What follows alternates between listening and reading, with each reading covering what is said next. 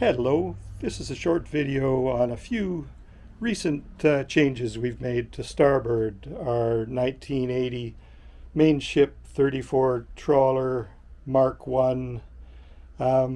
First thing, we got a new dining table, a little bit bigger than the round one we had in before. It is in nice condition, a pedestal table. It even has a pull-out leaf, which will come in handy, I'm sure. And we'll just stick it back in again. It also has a little drawer underneath for I'm not sure what, but anyway, it will afford a little bit more room for use as both dining and desk, and with the pull-out, it will allow a couple more people to dine if the need ever arises. Now, we haven't yet had anybody sleep on our futon, but it's certainly comfortable to sit on or recline on to read or whatever in the evening time. And beside it, we now have a 3.3 cubic foot standalone freezer. Just a 120 volt freezer that when we go away for longer cruises, multi-week cruises, we can prepare some food in advance and keep it frozen. Now down into the galley, we have installed a propane cooktop to replace the Coleman camp stove that we used all summer.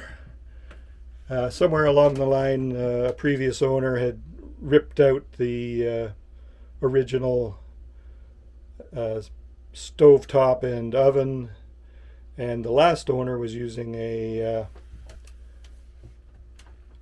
induction cooktop, which we have one of those too, but we never plug in to shore power, so we thought it made sense when we're out at our anchorages that we use propane. So I acquired this secondhand RV cooktop and plumbed it in to a tank in the cockpit, and so far working great. We used $2.90 worth of propane on our 3-week tour down to the southern Gulf Islands and the Salish Sea. Also installed this Propane Sniffer, which thankfully always has been reading 0, so I guess no leaks, which is a very good thing. We also have replaced the fridge. It's another 120, but the original fridge was a 3 cubic foot 120, just a cheap one that you'd find at Walmart or anywhere else, and it worked fine, but the little freezer part couldn't hold too much, and the fridge couldn't either. It didn't have a crisper or anything like that, so I found this 4.4 cubic foot fridge, no freezer, on Marketplace, $50, brand new condition. It was at a daycare center, and I guess they outgrew it for the snacks and drinks for the kids. So we have now 4.4 cubic feet of refrigeration and 3.3 cubic feet of freezer space. Both are run on 120 and we don't have any trouble, at least in the summertime, powering them 24 hours a day for days and weeks on end with our solar system and our inverter. So we're quite happy about that.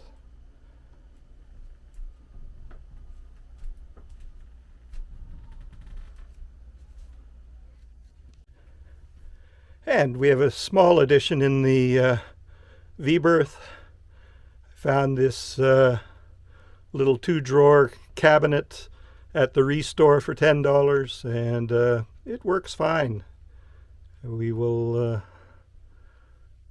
be a little more efficient and be able to put some of our stuff away in drawers rather than just bins.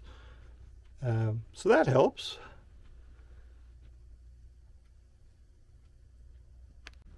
And the last thing we'll talk about on this video is we got an auxiliary water tank.